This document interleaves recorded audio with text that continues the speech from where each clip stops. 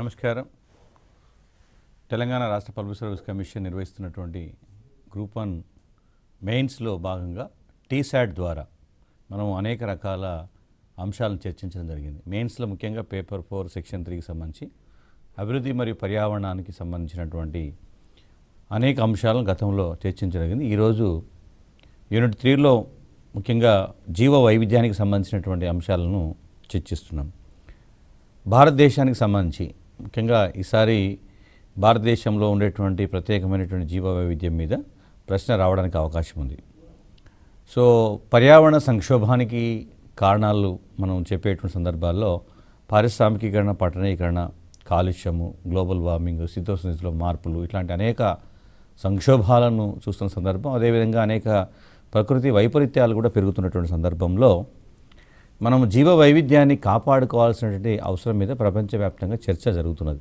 ఈ నేపథ్యంలో భారతదేశంలో జీవ వైవిధ్యం యొక్క ప్రాధాన్యత, జీవ వైవిధ్యం ఇంపార్టెన్స్ మీద మనం ఒకసారి కనుక చర్చిస్తే అనేక అంశాలు మనకు అర్థమవుతాయి. ముఖ్యంగా భారతదేశానికి ఉండేటువంటి ప్రత్యేకత ఏంటంటే భారతదేశం ప్రపంచంలో ఎక్కువ జీవ వైవిధ్యం కలిగినటువంటి ప్రాంతంగా గుర్తించబడింది. సో నిజానికి ప్రపంచవ్యాప్తంగా అనేక దేశాల్లో జీవ వైవిధ్యం ఒక స్థాయిలో ఉంటే భారతదేశంలో అత్యధికంగా ఉంది. ఎందుకంటే భౌగోళిక నిర్మాణము, అదేవిధంగా శీతోష్ణ పరిస్థితులు, అటవీ సంపద, జీవనదులు, సముద్రాలు, ఇలా అనేక రకాల అంశాలు అంటే మనకి జాగ్రఫికల్గా భారతదేశానికి ఒక ప్రత్యేకమైనటువంటి నిర్మాణం ఉండటం వల్ల సో ప్రపంచంలో అంటే అరుదైనటువంటి జీవజాతులు కూడా మనకి భారతదేశంలో కనబడుతున్నాయి. కాబట్టి భారతదేశానికి సంబంధించినటువంటి జీవ వైవిధ్యం చాలా ప్రత్యేకతను కలిగి ఉన్నది, విశిష్టతను కలిగి ఉన్నది. కాబట్టి ఈ విశిష్టత కలిగినటువంటి ఈ వైవిధ్యాన్ని కాపాడుకోవాలి. భవిష్యత్తులో ఈ జీవ వైవిధ్యం క్షీణించకుండా ప్రత్యేక చర్యలు చేపట్టాల్సిన అవసరం ఉంది. భారతదేశ వన్యప్రాణుల సంస్థ వివరణ ప్రకారం చూస్తే wild life sanctuary of institute of India అంటాం. భారతదేశంలో ప్రధానంగా ఒక 10 జీవ వైవిధ్య మండలాలు ఉన్నట్టు గుర్తించారు. లేదా జీవ వైవిధ్యాన్ని ఒక 16 అంటే 10 నుండి 16 మధ్యలో మనకు అనేక రకాల సంస్థలు చేశాయి. బట్ అంతిమంగా ఫైనల్గా భారతదేశ వన్యప్రాణుల సంస్థ చేసినటువంటి అధ్యయనాలను ఇచ్చినటువంటి సమాచారం ఆధారంగా ఓవరాల్గా అంటే చిన్న చిన్న ప్రాంతాలు కూడా ఉంటాయి, బట్ ఓవరాల్గా 10 జీవ వైవిధ్య మండలాలను మనం గుర్తించడం జరిగింది భారతదేశానికి సంబంధించి చెప్పేటప్పుడు. సో ఇవి సునిశ్చితమైనటువంటి ప్రాంతాలు, ఎక్కువ జీవ వైవిధ్యమైన ప్రాంతాలు కాబట్టి వీటిని సంరక్షించాల్సిన బాధ్యత కూడా ఉంది. ఎక్కడెక్కడ ఉన్నాయి అని గమనిస్తే భారతదేశంలో భౌగోళికంగా ఉత్తర హిమాలయ ప్రాంతాలు, సో దట్టమైనటువంటి అటవీ ప్రాంతాలు, హిమనీ నదాలు ఉన్నటువంటి ప్రాంతాలు, సో ప్రత్యేకమైనటువంటి వాతావరణం ఉన్న ప్రాంతాలు, హిమాలయాలు, ఆ హిమాలయాల్లో ఉత్తర హిమాలయాలు, తర్వాత వాయువ్య హిమాలయాలు, ఈ 2 ప్రాంతాల్లో కూడా మనకి అత్యధిక జీవ వైవిధ్యం కనబడుతున్నది. అట్లాగే రాజస్థాన్, గుజరాత్ పరిసర ప్రాంతాలు చూస్తే ఎడారి ప్రాంతం ఏదైతుందో అక్కడ, దాంతోపాటు అర్ధశుష్క ప్రాంతాలు ఏవైతున్నాయో, దాంతోపాటు పశ్చిమ కనుమలు, వెస్టర్న్ ఘాట్స్, అదేవిధంగా దక్కన్ పీఠభూమి ప్రాంతము, గంగా మైదానం, తర్వాత ఈశాన్య భారతము, అటు అండమాన్ నికోబార్ దీవులు కావచ్చు, లక్షద్వీపులు కావచ్చు, ప్లస్ సుదీర్ఘమైనటువంటి తీరరేఖ ప్రాంతం ఉంది. భారతదేశానికి దీర్ఘమైనటువంటి తీరరేఖ ప్రాంతం ఉంది, అదేవిధంగా దీవులు ఉన్నాయి. సో అదేవిధంగా ఈశాన్య భారతం ఉంది, హిమాలయ పర్వతాలు ఉన్నాయి, ఎడారి ప్రాంతం ఉంది, అర్ధశుష్క ప్రాంతం ఉంది. ఇట్లా ఈశాన్య భారతం ఒక ప్రత్యేకమైనటువంటి వైవిధ్యాన్ని కలిగి ఉన్నటువంటి సందర్భం ఉంది. గంగానది పరివాహక ప్రాంతం ఒక ప్రత్యేకతను కలిగి ఉంది. అదేవిధంగా దక్కన్ పీఠభూమి ప్రాంతం ఒక ప్రత్యేకతను కలిగి ఉంది. సో ఓవరాల్గా చూస్తే భారతదేశంలో ఆల్మోస్ట్ ఆల్ అన్ని ప్రాంతాల్లో కూడా జీవ వైవిధ్యం చాలా ఎక్కువ స్థాయిలో ఉన్నట్టు మనకు స్పష్టంగా అర్థమవుతుంది. కాబట్టి ప్రతి రాష్ట్రం కూడా నిజానికి జీవ వైవిధ్యానికి సంబంధించినటువంటి విషయాన్ని మనం అర్థం చేసుకునేటప్పుడు దాదాపు అన్ని రాష్ట్రాలు కవర్ అయిపోయినాయి. ఇక్కడ ఒక రాష్ట్రంలో జీవ వైవిధ్యం ఉంది, మరో రాష్ట్రంలో లేదు అని చెప్పడానికి లేదు. ప్లస్ అన్ని రాష్ట్రాల్లో కూడా దాదాపు అత్యధిక శాతంలోనే మనకు జీవ వైవిధ్యం కనబడుతున్నది. ఇప్పుడు ఆవరణ సంబంధ సమతుల్యతను కాపాడడంలో మనకి జీవ వైవిధ్యం యొక్క పాత్ర ఎక్కువగా ఉన్నది కాబట్టి జీవ వైవిధ్య సంరక్షణకు ప్రత్యేక చర్యలు తీసుకోవాలి. ఇక ఒక రకంగా చూస్తే జీవ వైవిధ్యం అంటే ఒక నిర్దిష్ట భౌగోళిక ప్రాంతంలో ఉండేటువంటి మొత్తం జీవ సముదాయాల కలయికను మనం జీవ వైవిధ్యం అంటాం. ఒక ప్రాంతంలో అనేక జీవజాతులు ఉంటాయి, అంటే వైవిధ్యభరితంగా ఉంటాయి. ఎంత ఎక్కువ వైవిధ్యం ఉంటే ఆ ఆవరణ వ్యవస్థ అంత స్థిరంగా, అంత దృఢంగా, సుస్థిరంగా ముందుకు కొనసాగే అవకాశం ఉంటుంది. సో భారతదేశంలో అటు హిమాలయాలు మొదలుకొని కన్యాకుమారి వరకు, గుజరాత్ మొదలుకొని అరుణాచల్ ప్రదేశ్ వరకు ఆల్మోస్ట్ ఆల్ అన్ని ప్రాంతాల్లో కూడా గరిష్ట స్థాయిలో జీవ వైవిధ్యం మనకు కనబడుతుంది. దాంట్లో కూడా ఈశాన్య భారతదేశము, అదేవిధంగా పశ్చిమ కనుమలు, ఉత్తర మరియు వాయువ్య హిమాలయాలు ప్రత్యేకమైనటువంటి జీవ సంపదను కలిగి ఉన్న సందర్భం ఉంది. సో ఉత్తర భారతదేశంలో హిమాలయాలు చాలా సున్నితమైనటువంటి ప్రాంతాలు జీవ ఆవరణ వ్యవస్థకు సంబంధించి. దాంతోపాటు ఈశాన్య భారతంలో కొండ ప్రాంతాలు ఎక్కువగా ఉంటాయి. సో అడవులు, దట్టమైన అటవీ ప్రాంతాలు ఉంటాయి. అదేవిధంగా అనేక జలాశయాలు కనబడతాయి, అనేక నదులు బ్రహ్మపుత్ర ప్రవహిస్తున్న సందర్భం ఉంటుంది. కాబట్టి ఈ నేపథ్యంలో అంటే హిమాలయాలు మొదలుకొని ఈశాన్య భారతం వరకు బ్రహ్మపుత్ర నదీ పరివాహ ప్రాంతం కూడా అత్యధిక జీవ వైవిధ్యాన్ని కలిగి ఉన్న సందర్భం ఉంటుంది. జీవ సంపద కూడా చాలా సమృద్ధిగా ఉన్నటువంటి సందర్భం ఉంది. అంతేకాకుండా మనకి ఈ అండమాన్ నికోబార్ దీవులు, అదేవిధంగా లక్షద్వీపులో కూడా మనకి అనేక ప్రత్యేకమైనటువంటి జీవజాతులు ప్రత్యేకంగా కనబడుతున్న సందర్భం ఉంది. బహుశా ప్రపంచంలో మిగతా దేశాలతో కంపేర్ చేస్తే ఈ భారతదేశ భౌగోళిక నిర్మాణం, మనకు మూడు వైపులా సముద్రం ఉండటం ఒక సహజమైనటువంటి నిర్మాణం. సో జలచరాలు చాలా ఎక్కువగా ఉన్నటువంటి సందర్భం ఉంది. దాంతోపాటు దట్టమైనటువంటి అటవీ ప్రాంతాలు, అనేక రకాల నదులు, ఆ నదులు కూడా కొన్ని వందల వేల కిలోమీటర్ల వరకు నిరంతరం ప్రవహిస్తూ ఉండటం, నదీ తీర ప్రాంతాలు, సుదీర్ఘమైనటువంటి తీరరేఖ, సముద్ర తీరరేఖ ప్రాంతం, ఇవన్నీ కూడా భారతదేశానికి ఒక సహజమైనటువంటి నిర్మాణం. ఇటు పశ్చిమ కనుమలు, అటు తూర్పు కనుమలు, ఇవి రెండు కూడా మనకి భారతదేశంలో ప్రత్యేకం. అదేవిధంగా వింధ్యా సాత్పుర పర్వతాలు, ఉత్తర భారతదేశం, దక్షిణ భారతదేశాన్ని భౌగోళికంగా విభజిస్తున్నటువంటి వింధ్యా సాత్పుర పర్వతాలు కూడా ఒక బలమైనటువంటి జీవ సంపదను కలిగి ఉన్నటువంటి సందర్భం ఉంది. అదేవిధంగా మనకి ఈ మానవ కార్యకలాపాల వల్ల జీవ వైవిధ్య మండలాల్లో ముఖ్యంగా అనేక జీవజాతులు అంతరించిపోతున్నటువంటి సందర్భం ఉంది. సో మానవ కార్యకలాపాల వల్ల ఎక్కువ ప్రమాదాన్ని ఎదుర్కొన్నటువంటి జీవ వైవిధ్య ప్రాంతాలు ఏవైతుందో వాటిని జీవ వైవిధ్య హాట్ స్పాట్స్ అంటారు. అంటే చాలా వైవిధ్యం ఉన్నటువంటి జీవజాతులు ఉండే, అదే సమయంలో మానవ కార్యకలాపాల వల్ల ఎక్కువగా ఇబ్బంది గురవుతున్నటువంటి ప్రాంతం కూడా ఉంటుంది. వాటిని జీవ వైవిధ్య హాట్ స్పాట్స్. సో బయోడైవర్సిటీ సంబంధించినటువంటి హాట్ స్పాట్స్ ఏవైతే ఉన్నాయో అవి కూడా భారతదేశంలోనే ఎక్కువగా ఉన్నటువంటి సందర్భం ఉంది. ఎక్కువ ప్రమాదాన్ని ఎదుర్కొన్నటువంటి ప్రాంతాలు అంటాం, అంటే చాలా సెన్సిటివ్గా. సో భవిష్యత్తులో ఇక్కడ ఉండేటువంటి అనేక జీవజాతులు అంతరించిపోయేటువంటి ప్రమాదం పొంచి ఉంది అనేటువంటి అంటే ఒక హాట్ స్పాట్, ఇది ప్రమాదాన్ని సూచించేటువంటి ఒక హెచ్చరిక అని గుర్తుపెట్టుకోవాలి. మనం ఒక రకంగా చూస్తే ప్రపంచవ్యాప్తంగా 18 జీవ వైవిధ్య హాట్స్పాట్లు ఉన్నాయి, బయోడైవర్సిటీ హాట్స్పాట్స్. అంటే దాంట్లో భారతదేశంలో 2 కనబడుతున్నాయి. అవి ఒకటి పశ్చిమ కనుమలు, తర్వాత రెండవది తూర్పు హిమాలయ ప్రాంతాలు. సో ఇవి అత్యధిక జీవ వైవిధ్యాన్ని కలిగి ఉండడమే కాకుండా అత్యధిక ఒత్తిడికి గురవుతున్నటువంటి ప్రాంతాలు. భవిష్యత్తులో ఇక్కడ అనేక జీవజాతులు అంతరించిపోయేటువంటి ప్రమాదం కూడా పొంచి ఉందని కనబడుతుంది. అట్లాగే మనకి జీవ వైవిధ్యానికి సంబంధించి కనుక చూస్తే అండమాన్ నికోబార్ దీవుల్లో కూడా అనేక రకాల జంతు జాతులు ఉన్నాయి, అదేవిధంగా పక్షుల జాతులు ఉన్నాయి. జాతులే కాకుండా ఉపజాతులు కూడా మనకు ఎక్కువగా కనబడుతున్నటువంటి సందర్భం ఉంది. సో ఒక రకంగా చూస్తే మనకి ఎస్పెషల్లీ అండమాన్ నికోబార్ దీవుల్లో మనకి దాదాపు 2200 జాతులు పుష్పించే మొక్కలు, 120 జాతుల ఫెర్న్ సిద్ధబీజాలు ఉన్నటువంటి సందర్భం ఉంది.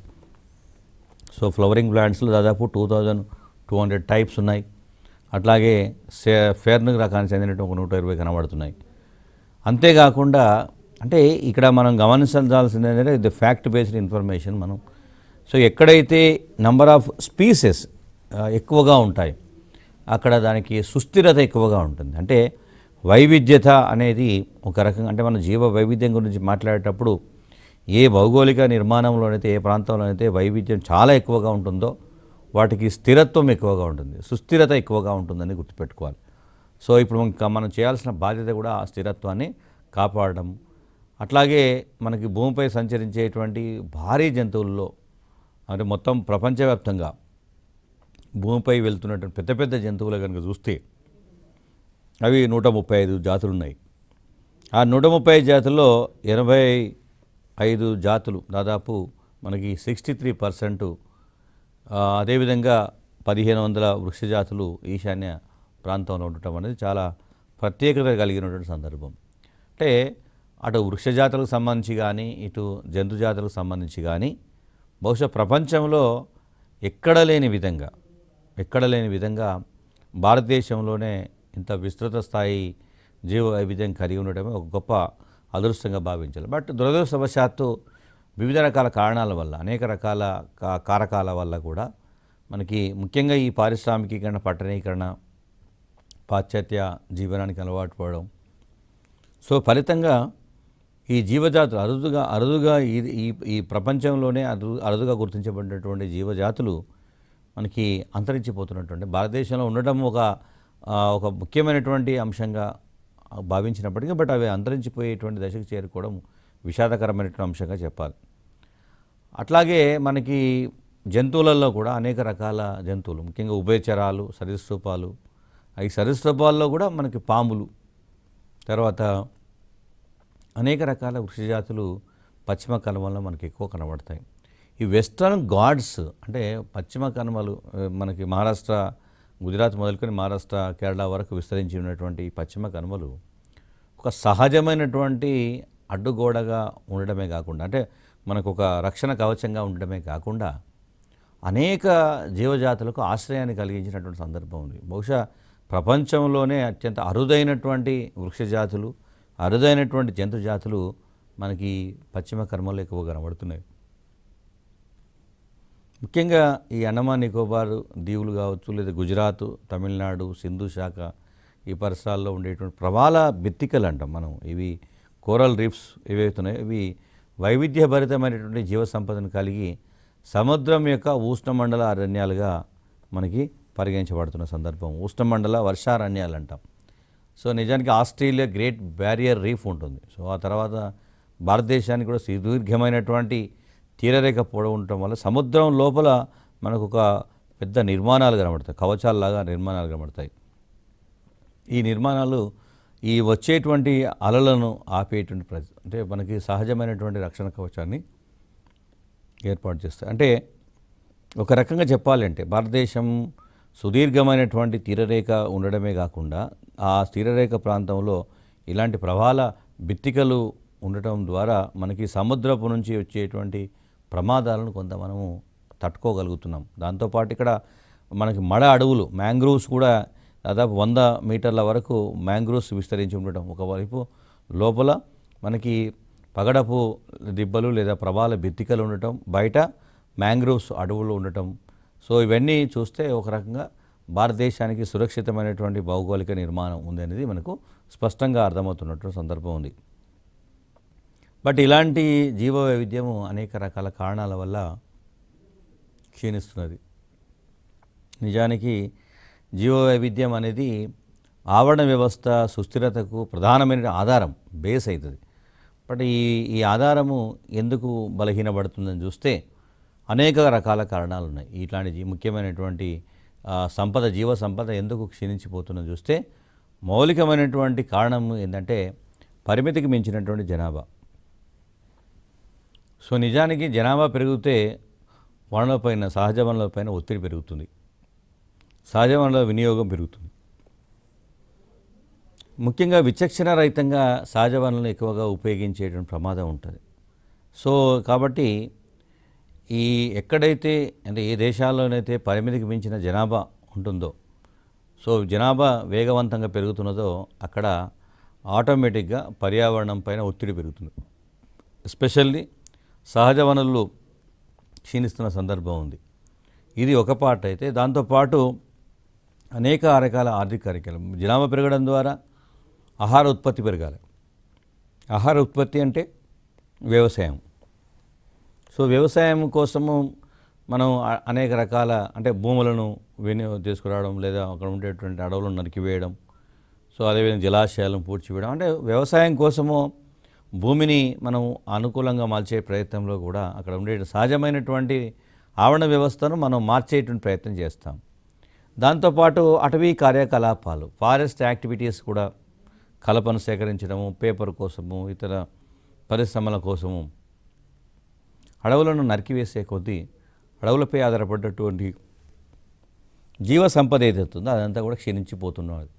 సో ఒకవైపు అంటే ఈ జనాభా పెరగడం ద్వారా ఆహార ఉత్పత్తి కోసం వ్యవసాయాన్ని విస్తరించడం, అట్లాగే ఆర్థిక కార్యకలాపాలకు వాణిజ్య విలువ అంటే ఈ అడవులకు వాణిజ్య విలువ ఉండటం వల్ల ఆర్థిక కార్యకలాపాల భాగంగా అడవులను ఎక్కువగా వినియోగించడం, దాంతోపాటు చేపల పెంపకం, సో ఫిషింగ్, సో అనేక రకాల ఈ విదేశీ రకాలను కూడా ప్రవేశపెట్టడం, సో దానికంగా ఉండేటువంటి వాటిని మార్చడం, ఇది ఒక కారణమైతే పర్యావరణము మరియు సహజ వనరులకు విలువ కట్టడంలో ఆర్థిక వ్యవస్థలు అదేవిధంగా ఆర్థిక విధానాలు ఎఫెక్టివ్గా లేవు అనేటువంటి ఒక విమర్శ కూడా ఉంది. నిజానికి మనము పర్యావరణం విలువ ఎంత, అట్లాగే సహజ వనరులకు ఉండేటువంటి విలువ ఎంత అని అంచనా వేసేటప్పుడు పర్యావరణాన్ని తక్కువగా అంచనా వేయడం, ఆర్థిక వ్యవస్థలో ఈ వనరులను ముడి పదార్థాలుగా సేకరించేటువంటి సందర్భం వచ్చినప్పుడు ప్రత్యామ్నాయ అవకాశాలను, ప్రత్యామ్నాయ సందర్భాలను పరిగణలోకి తీసుకోకపోవడం వల్ల కూడా మనకి సహజ వనరులు విచక్షణారహితంగా ఏకపక్షంగా ఆ వినియోగము దుర్వినియోగంగా మారుతున్నటువంటి సందర్భం ఉంది. కాబట్టి ముఖ్యంగా ఆధునిక కాలంలో మనకి పర్యావరణాన్ని అంచనా వేయటంలో కానీ లేదా సహజ వనరులను విలువ కట్టడంలో కానీ శాస్త్రీయ పద్ధతులను అవలంబించలేకపోతున్నారు. సో ఫలితంగా పర్యావరణం సంక్షోభంలో పడుతున్న సందర్భం ఉంది. తర్వాత ఈ సహజ వనరులను జీవవైద్యాన్ని ఉపయోగించడం కానీ లేదా సంరక్షించడంలో ఈ యాజమాన్యాన్ని కలిగి ఉండటంలో కూడా ఏకరీతిగా లేకపోవడం. సో కొన్ని ప్రాంతాల్లో కొన్ని వ్యవస్థలు వీటిని కాపాడే ప్రయత్నం చేయడం, మరికొన్ని వ్యవస్థలు పట్టించుకోకపోవడం వల్ల కూడా జీవ వైవిధ్యం బాగా దెబ్బతిన్న సందర్భం ఉంటుంది. సో దీనికోసము ప్రపంచవ్యాప్తంగా ఇది జరుగుతున్నటువంటి పరిణామం కాబట్టి భారతదేశంతో పాటు ప్రపంచవ్యాప్తంగా ఈ జీవ వైవిధ్య క్షీణత జరుగుతుంది. కాబట్టి జీవ వైవిధ్యాన్ని పరీక్షించడం కోసం ప్రపంచవ్యాప్తంగా కొన్ని వ్యూహాలను అవలంబిస్తున్నారు. ప్రపంచవ్యాప్తంగా అనేక దేశాలు కొన్ని ప్రత్యేకమైన కార్యాచరణ మార్గాలను కూడా అమలు చేస్తున్నాయి. సో దాంట్లో భాగంగా ఏం చేస్తున్నామంటే జీవ వైవిధ్యంలో ప్రధానమైనటువంటి సింబల్ అంటే మనకి హెచ్చరిక ఏంటంటే జీవజాతులు కొన్ని అంతరించిపోవడం. సో అంతరించిపోతున్న జీవజాతులను పరిరక్షించుకోవడం కోసం కృషి చేయడం, అదేవిధంగా జీవజాతుల క్షీణతను నియంత్రించడం కోసము ప్రణాళికలను రూపకల్పన చేయడం, వాటిని నిర్వహించేటువంటి ప్రయత్నం చేయడం. అంటే జీవజాతుల క్షీణత అనేటువంటిది అంటే జీవజాతులు క్షీణించిపోకుండా కాపాడుకోవడం కోసము ప్రపంచవ్యాప్తంగా భారతదేశంతో సహా ప్రపంచవ్యాప్తంగా అనేక ప్రణాళికలు రూపొందిస్తున్నారు. వాటిని సమర్థవంతంగా అమలు చేసేటువంటి ప్రయత్నం చేస్తున్నారు. అంతేకాకుండా మనకి ముఖ్యంగా కొన్ని సహజమైనటువంటి ఆవరణ నిర్మాణాలు ఉన్నాయి.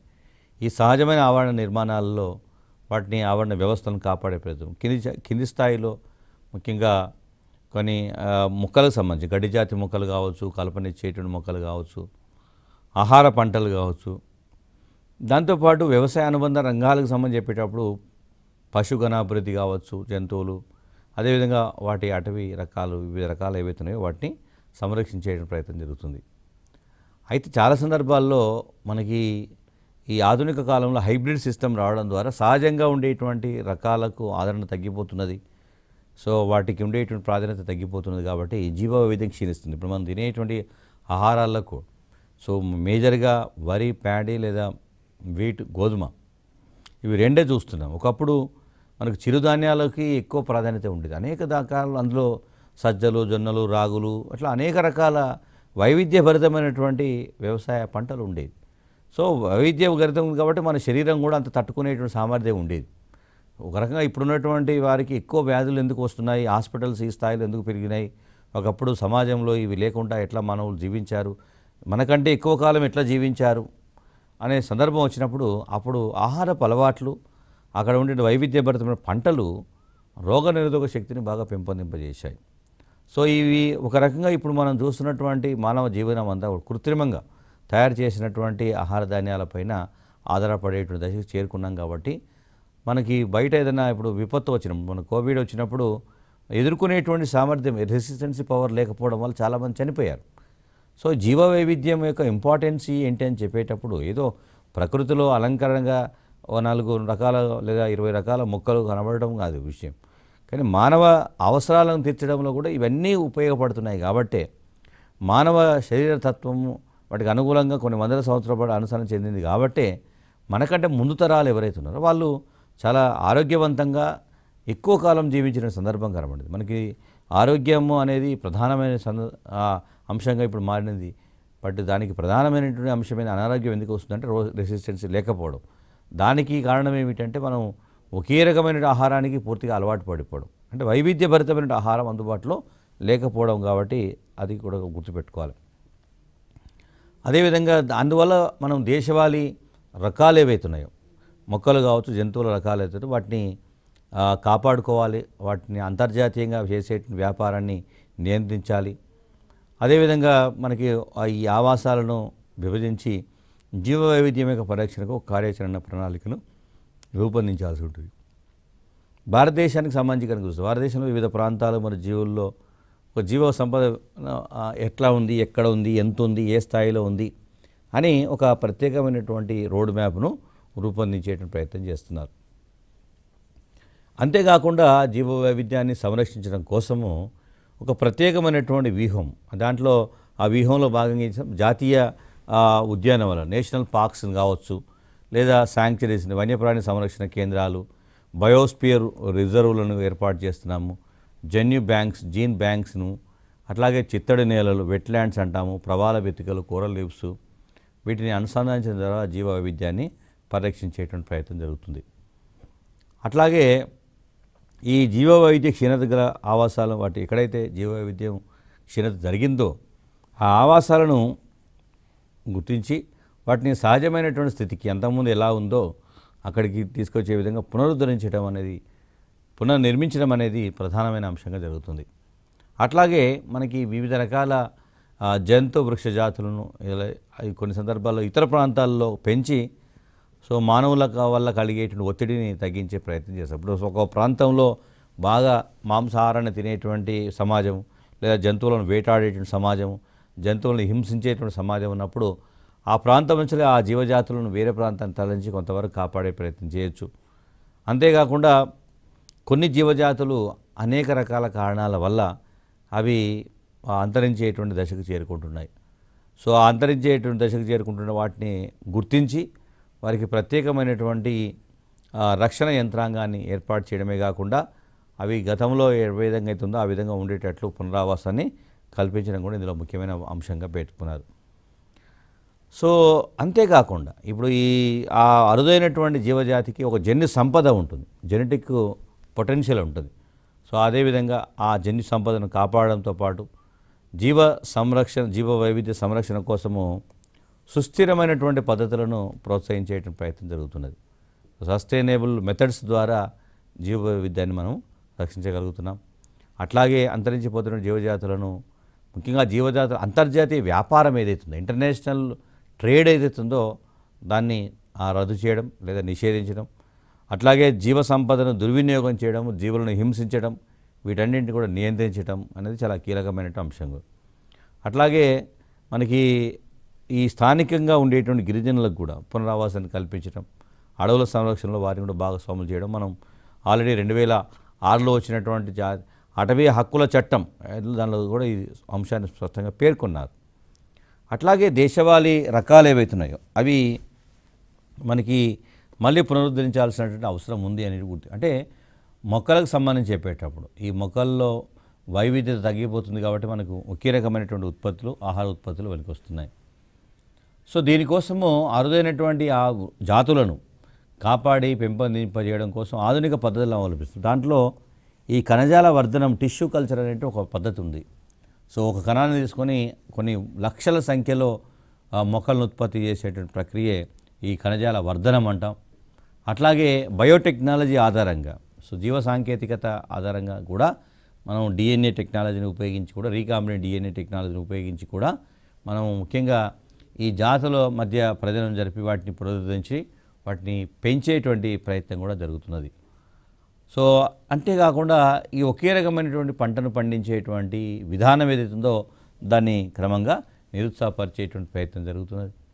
అట్లాగే పంటల యొక్క జన్యు సంపదను బాహ్య ప్రదేశాల్లో పరిరక్షించడంలో భారతదేశం క్రియాశీలం. అంటే మనకి జన్యు సంపద అరుదుగా ఉన్న సంపదను వేరే ఇతర ప్రాంతాల్లో సురక్షితమైన ప్రాంతాల్లో వాటిని పరిరక్షించేటువంటి ప్రయత్నం చేయడం. తర్వాత జన్యు నిధుల సేకరణలో భాగంగా భారతదేశంలో పెరిగేటువంటి దాదాపు 34,000 తృణధాన్యాలు సీరియల్స్ అంటాం, అదేవిధంగా 22,000 పప్పు ధాన్యాలను సేకరించే ప్రయత్నం చేశారు. సో ఇంత ఎక్కువ స్థాయి జీవ వైవిధ్యం మనకు కనపడుతున్నది అనేది దీనిలో స్పష్టంగా అర్థమవుతున్నది. అంటే పంటలకు సంబంధించి పంటల్లో జన్యు సంపదలో ఏదైతే ఇంపార్టెన్స్ ఉందో దాన్ని ప్రభుత్వం గుర్తించింది. కొన్ని అరుదైనటువంటి పంట రకాలు మనకి ఒకప్పుడు ఒక 20 సంవత్సరాల క్రితము చూసినటువంటి పంట రకాలకి ఇప్పుడు ఉన్నటువంటి పంట రకాల మధ్య చాలా తేడా కనబడుతుంది. కొత్త పంట వంగడాలు వచ్చినప్పటికీ సహజంగా ఉన్నటువంటి వంగడాలు మాత్రం ఇప్పుడు మనకి ఆచరించబడతలేవు, అవి ముందుకు పోతలేవు. కాబట్టి ప్రభుత్వం అంతర్జాతీయ స్థాయిలో ప్రభుత్వాలు కూడా సో ఈ జాతులను లేదా పంట రకాలను కాపాడడం కోసము ప్రత్యేకమైన కార్యాచరణను రూపొందించిన సందర్భం ఉంది. సో దీనికోసం ఏం చేశారంటే దీర్ఘకాలిక మరియు మధ్యకాలిక పద్ధతులను అవలంబించేటువంటి ప్రయత్నం చేస్తున్నారు.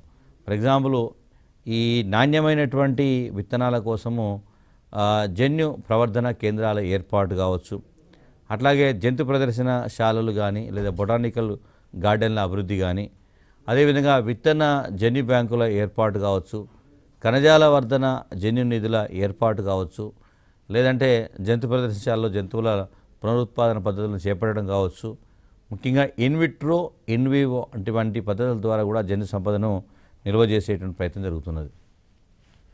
దాంతోపాటుగా జాతీయ ఉద్యానవనాలు, వన్యప్రాణి సంరక్షణ కేంద్రాలు, బయోస్పియర్ రిజర్వులు కూడా మనకు భారతదేశంలో జీవ వైవిధ్యాన్ని కాపాడడానికి దోహదపడుతున్నాయి. దాదాపు 12 మిలియన్ హెక్టార్లలో వన్యప్రాణి సంరక్షణ కేంద్రాలు విస్తరించి ఉండటం అనేది గొప్ప సంపదగా మనం భావించవచ్చు. అట్లాగే దేశంలో మొట్టమొదటి బయోస్పియర్ రిజర్వ్ను నీలగిరిలో 1986లో ప్రారంభించారు. అదేవిధంగా మనకి భారతదేశంలో దాదాపు 15 జీవావరణ మండలాలు కూడా ఉన్నాయి. ఆ జీవావరణ మండలాల్లో సుందర్బన్, అదేవిధంగా మన్నార్ సింధు శాఖ, అగస్తమలై బయోస్పియర్ రిజర్వులు వాటికి యునెస్కో ప్రపంచ స్థాయి బయోస్పియర్ రిజర్వులుగా గుర్తింపు లభించినటువంటి సందర్భం ఉంది. అంటే ఇక్కడ గమనించాల్సిన సందర్భం ఏంటంటే ఇట్లాంటివి మనం హైలైట్ చేయాలి. ఎందుకంటే అంతర్జాతీయ స్థాయిలో కూడా ఇక్కడ ఉండేటువంటి ఆ జీవ వైవిధ్యాన్ని గుర్తించారు అనేటువంటిది గుర్తుపెట్టుకోవాలి. ఎందుకంటే భవిష్యత్తులో ఒకవేళ ఈ జీవ సంపదను మనం పెంపొందించకపోయినా కానీ అట్లీస్ట్ దాన్ని కాపాడుకోవాల్సినటువంటి అవసరం ఉంది, బాధ్యత ఉంది అనేది మనకు స్పష్టంగా అర్థమవుతుంది. అదేవిధంగా కేంద్ర ప్రభుత్వానికి సంబంధించి ఈ జీవ వైవిధ్య పరిరక్షణకు సంబంధించి అనేక కార్యక్రమాలు చేపడుతున్నది. అధిక జీవ వైవిధ్యం కలిగినటువంటి భారతదేశం లాంటి అభివృద్ధి చెందిన దేశాల్లో ఈ జనాభాను మనం నియంత్రించలేకపోతే అది జీవ వైవిధ్యం పైన ప్రత్యక్ష సమాజం అంటే ఒత్తిడి కనబడుతున్నది. దాంతోపాటుగా ఈ ఇంతకుముందే మనం డిస్కస్ చేసాం, సహజ వనరులను విచక్షణ రహితంగా ఉపయోగించడం వల్ల కూడా జీవ వైవిధ్యం క్షీణతకు గురవుతున్నది. సో ఆహారం, పశుగ్రాసము కావచ్చు, ఇంధనం కోసం కలప కానీ లేదా ఔషధాల ఉత్పత్తి, వినియోగము, వ్యవసాయ ఉత్పాదకత పెరగడానికి సో వీటన్నింటి కోసము మనకు జీవ వైవిధ్యాన్ని ఎక్కువగా ఇబ్బంది పెడుతున్న సందర్భం ఉంది. కాబట్టి సో ఆటోమేటిక్గా పర్యావరణ సంక్షోభం తలెత్తుతుంది, జీవ వైవిధ్యం సమస్య కోల్పోతున్న సందర్భం ఉంది. సో ఇట్లా ఒకసారి కనుక మనం పరిశీలిస్తే జీవ వైవిధ్యానికి సంబంధించి అనేక రకాల అంశాలను పరిగణలోకి తీసుకుంటే భారతదేశంలో ప్రపంచవ్యాప్తంగా జీవ వైవిధ్యాన్ని కాపాడాల్సిన అవసరం ఏముంది, జీవ వైవిధ్య స్వభావం ఏ విధంగా ఉంది అని చూస్తే వైవిధ్యభరితంగా కనబడుతుంది. సో అంటే మనం ఇక్కడ ఎగ్జామ్స్లో రాయాల్సినటువంటి ఆన్సర్ ఏంటంటే భారతదేశంలో జీవ వైవిధ్యం యొక్క స్వభావాన్ని రాయండి అన్నప్పుడు ఓవరాల్గా ఇవన్నీ మనం కలుపుతూ రావాలి. అంటే వైవిధ్యభరితంగా ఉన్నటువంటి ఈ జీవ వైవిధ్యానికి సో అనేక రకాల కారణాల వల్ల మనకి ఒత్తిడి కలుగుతున్నది. ఒకప్పుడు సహజ సిద్ధంగా పెరిగినటువంటి మొక్కలు, జంతువులు ఈ మానవ ప్రమేయం పెరిగే కొద్దీ, మానవ కార్యకలాపాలు పెరిగే కొద్దీ, ఆర్థిక కార్యకలాపాలకు ప్రాధాన్యత పెరిగే కొద్దీ అవి క్రమంగా క్షీణిస్తున్నటువంటి సందర్భం ఉంది. ముఖ్యంగా కొన్ని రాష్ట్రాల్లో ఈ ఒకప్పుడు జీవ వైవిధ్యం చాలా విస్తృత స్థాయిలో ఉంది అనేటువంటి సందర్భం ఉండేది. బట్ తర్వాత కాలంలో చూస్తే ముఖ్యంగా ఎక్కడైతే ఈ LPG model liberalisation, globalisation, privatisation concept ఎక్కడైతే విస్తరించిందో అక్కడ ప్రభుత్వము అనేక రకాల పారిశ్రామికీకరణ కార్యక్రమాలకు చేపట్టడం వల్ల మనకి అక్కడ ఉండేటువంటి అడవులు తగ్గిపోయినాయి.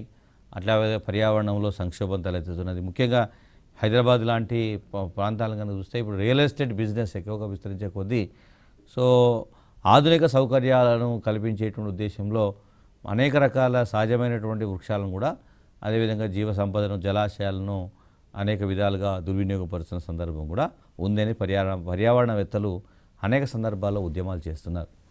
సో అడవులు అదేవిధంగా జలాశయాలు వాటిలో ఉండేటువంటి జీవ వైవిధ్యము వివిధ రకాల కారణాల వల్ల క్షీణిస్తూ పోతున్నది. భారతదేశము సో జీవ వైవిధ్య సంరక్షణ కోసం ప్రత్యేకమైనటువంటి చట్టాన్ని, ప్రత్యేకమైన విధానాన్ని, ప్రత్యేకమైన కార్యక్రమాలను చేపట్టి వాటిని కాపాడేటువంటి ప్రయత్నం జరుగుతున్నది. బట్ ఆ దిశగా మరిన్ని ప్రయత్నాలు జరగాల్సిన అవసరం ఎంతైనా ఉంది అనేటువంటిది మనం దీంట్లో రాయాల్సినటువంటి, అంటే స్వభావము పరంగా చూస్తే చాలా గొప్ప సంపదను కలిగి ఉంది. బట్ వాస్తవంగా ఏం జరుగుతున్నది అంటే మనకి ఆర్థికపరమైనటువంటి కోణాన్ని పరిగణలోకి తీసుకున్నప్పుడు పర్యావరణాన్ని పరిగణలోకి తీసుకోకపోవడం వల్ల జీవ వైవిధ్యం క్షీణిస్తున్నటువంటి సందర్భం ఉంది. కాబట్టి సుస్థిరాభివృద్ధి వైపు పయనించాల్సినటువంటి సమయం ఆసన్నమైందనేది దీంట్లో మనం రాసే విధంగా ప్రయత్నం చేయాలి. Thank you.